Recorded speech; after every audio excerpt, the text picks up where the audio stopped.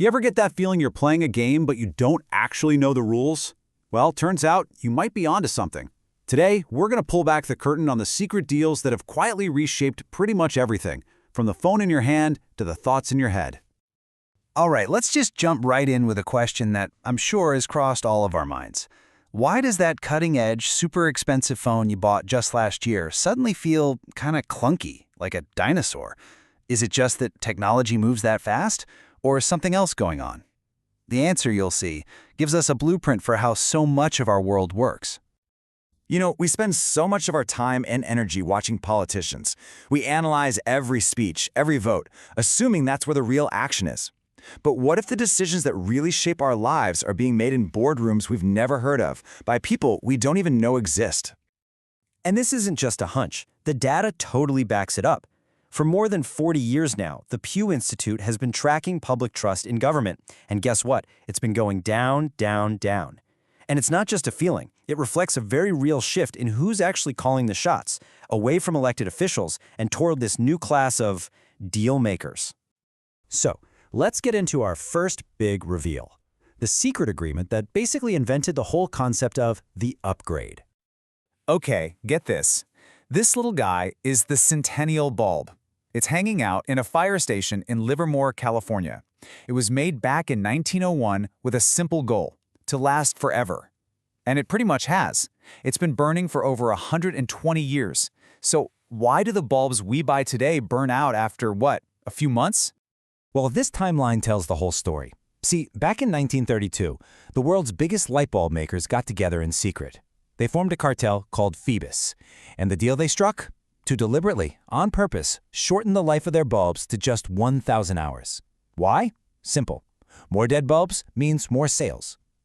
This idea then evolved into what designers in the 50s called engineering dissatisfaction, making that 56 Chevy look old and busted next to the new model. And today, that very same logic is why we feel the need to replace our phones every 11 months. And yeah, there's a name for this whole strategy: planned obsolescence. It's a business model born from a secret handshake where things are literally designed to break, fail, or just go out of style. But here's the thing that's really wild. That one deal back in Geneva, it wasn't just about light bulbs. It created the entire playbook for the modern consumer economy, hooking us into a never-ending cycle of chasing the next new thing. All right, so let's switch gears. We've talked about physical products, but what about something more abstract, like money? Turns out a very similar kind of deal has completely transformed what it is and how it works. I mean, listen to this quote from Apple CEO Tim Cook. He said this, and he wasn't being dramatic. We are literally watching a system that's been around for thousands of years just fade away. So what exactly are we trading it in for? Okay, this is where it gets really fascinating. Neuroscientists have found that when we physically hand over cash, it actually triggers a little ping of pain in our brains. But digital payments, a quick tap of a card or your phone, they're designed to be completely frictionless. They take that pain away. But there is a hidden price tag. It's the old saying of the digital age, right? If you're not paying for the product, you are the product. The real currency isn't a tiny transaction fee. It's your data. It's how Target's computers figured out a teenage girl was pregnant and started mailing her coupons for cribs and diapers before she'd even had a chance to tell her own father. So what happens to all this data, this new kind of digital money? Well, it's used to power a gigantic parallel financial system that operates completely in the shadows, outside the rules most of us have to play by. I just want you to look at this number for a second. $21 trillion. And that's the conservative guess of how much wealth is stashed away in a global spiderweb of over 70 tax havens. This is that hidden system we were just talking about, one that runs on digital secrecy and is pretty much beyond the control of any single government. So, we've seen how these deals can change our products, how they can change our money. But the final step in this whole thing is way more personal. It's about using the exact same logic to redefine our own bodies and even our minds. We all think of the BMI as the solid medical standard, right? The thing your doctor measures? Well, it wasn't created by doctors at all. It was invented by an insurance actuary named Lou Dublin. He arbitrarily decided that the ideal weight for a 25-year-old man should be the ideal for everyone, at every age. And just like that, with the stroke of a pen, a business decision defined millions of perfectly healthy people as overweight. And boom, an incredibly powerful business model was born. Step 1, you just invent an arbitrary ideal. Step 2, you label everyone who doesn't fit that ideal as abnormal or unhealthy. And step 3, you create a multi-billion-dollar industry selling them the cure.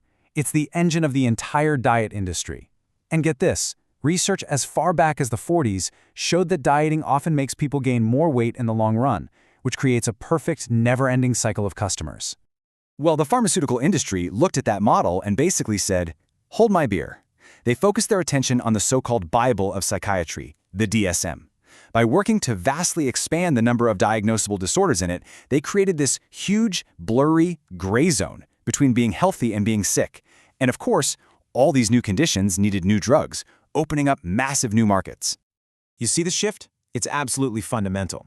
The goal was no longer just about treating people who were genuinely sick. The New Deal was about medicating everyday life itself, turning perfectly healthy people into a brand new and incredibly profitable market. So when you take a step back and look at all this together, you start to see the pattern. This isn't just about business strategy. It's about a whole new kind of power. One that doesn't just play the game, it fundamentally rewrites the rules of the game itself. Let's just break it down, side by side. Old power? That was visible, wielded by politicians operating through laws. This new power? It's often invisible, wielded by dealmakers operating through private agreements that change the very fabric of our reality, from the stuff we buy to how we define what's healthy. And that, right there, is why this all matters so much. These aren't just clever business plans. These are deals that reach deep into our lives, to literally shape our desires, our anxieties, our idea of what's normal, and our very sense of who we are. Which really just leaves us with one final and pretty crucial question. In a world where the fundamental rules of life are constantly being rewritten behind closed doors, who exactly is holding the pen?